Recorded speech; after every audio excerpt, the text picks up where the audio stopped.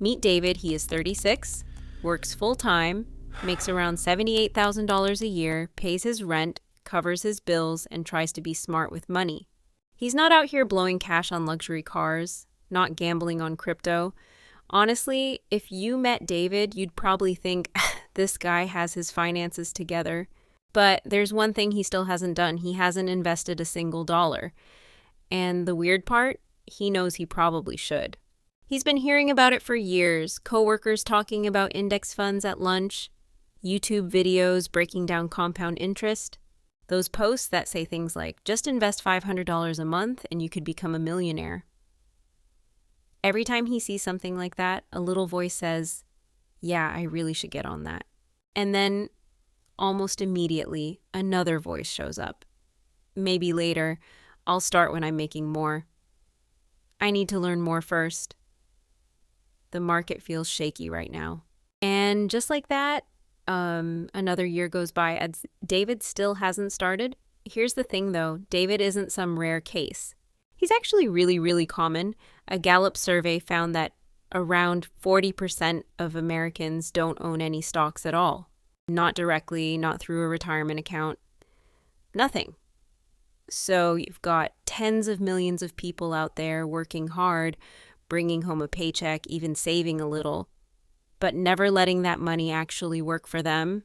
So the question isn't really should people invest. Most people already know the answer to that. The real question is, why haven't they started? And honestly, it has almost nothing to do with how smart you are, or how much you earn, or your education. It mostly comes down to how the human brain is wired. Before we get into that, let me quickly introduce myself. I'm Mary. I spent 16 years working as an accountant, watching up close how money actually moves in the real world. At some point, I decided to start this channel because, let's be honest, most finance channels are run by men, and I wanted to add a different voice to that conversation. My whole thing is simple: break down money in a way that's calm, clear, and actually useful for regular people who want to build wealth quietly over time. If that sounds like you, someone who wants to grow wealth in the background of your life without putting everything else on hold, hit subscribe and give this video a like. That's exactly what we talk about here. Okay, back to David. His hesitation isn't random. It's driven by 3 very specific psychological forces. And once you see them clearly, a lot of things start to make sense. The first one is fear of losing money. Even when someone logically understands that long-term investing works, the brain still fixates on risk. Psychologists call this loss aversion. And the idea is that we feel the pain of losing money about twice as intensely as we feel the pleasure of gaining it. So when people think about investing, they don't picture steady long-term growth. They picture headlines, crashes, recessions. That one moment in 2008, their dad never stopped talking about. Meanwhile, the actual data tells a very different story. The S&P 500 has averaged around 10% annual returns over many decades. But your brain doesn't sit with historical averages. It latches onto scary stories, and that fear, quiet, persistent, keeps people on the sidelines. The second reason is overthinking. A lot of people convince themselves they need to fully understand investing before they can start. Like they need to have opinions on stock valuation, economic cycles, market timing, portfolio allocation. But here's what's funny about that. Many of the most successful long-term investors follow strategies that are almost embarrassingly simple. Warren Buffett, arguably the greatest investor alive, has repeatedly told regular people to just buy low-cost S&P 500 index funds and leave them alone.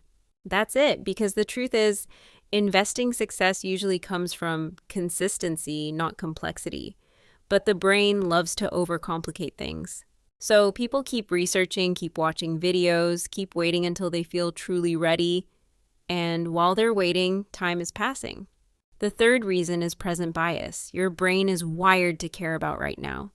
Rewards today feel real and exciting. Rewards 30 years from now feel abstract and distant. So buying something today, your brain lights up, immediate dopamine.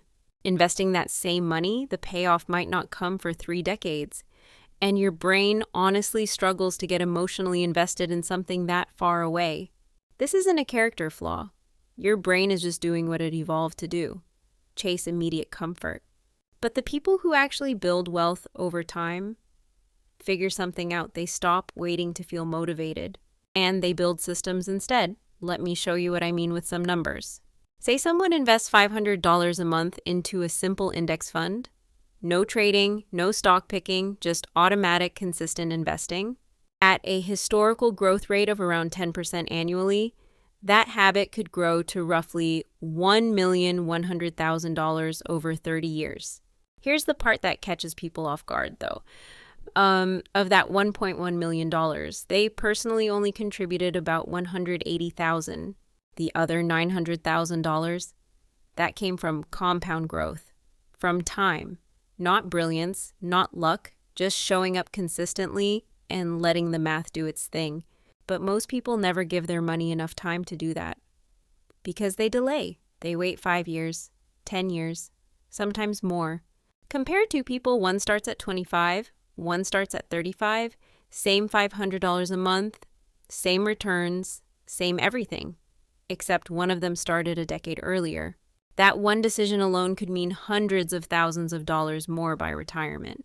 Not because they invested more money, just because they gave compound interest more time to work. Time is the single most powerful force in investing. And every year you delay starting, that force gets a little weaker. Now here's the part I want you to actually take away from this. You don't need to start with $500 a month. A lot of people start with $100. You set up an automatic investment, point it at a simple index fund, and then, honestly, you mostly leave it alone. Don't check it every week. Don't spiral every time there's a scary headline. Just let the system run quietly while you go live your life. Work. Spend time with people you love. Enjoy things. And slowly, without constant attention, your investments grow in the background. This is one of my favorite ideas in all of personal finance. Wealth doesn't always look dramatic. It often just grows quietly while you're busy living your life. Let me ask you something real quick. Look at your monthly spending. What are you putting $200 or $300 toward right now? Food delivery, subscriptions you barely use, random purchases you've already forgotten about? Most of us have small habits that drain money without actually making us happier. Redirecting even one of those habits toward investing can change your trajectory in ways that feel almost unbelievable 20 years from now. And once you do start, something shifts. You stop relying on willpower. Money moves into investments every month on autopilot, whether you feel like it or not. The system does the work. Then one day you open your account, maybe you haven't checked it in a while, and the number is bigger than you expected. And something clicks. This is actually working. That moment changes your relationship with money. You stop chasing the appearance of wealth, and you start quietly building the real thing. So let me ask you honestly, if you haven't started investing yet, what's actually in the way? Fear? Overthinking? Still waiting for the right moment? Drop it in the comments. I read them. And if you want to keep learning how ordinary people build real wealth without complicated strategies, subscribe, because that's what this channel is all about. Also, check the description for trusted brokers in the US and Canada. Thanks for being here. I'll see you in the next one.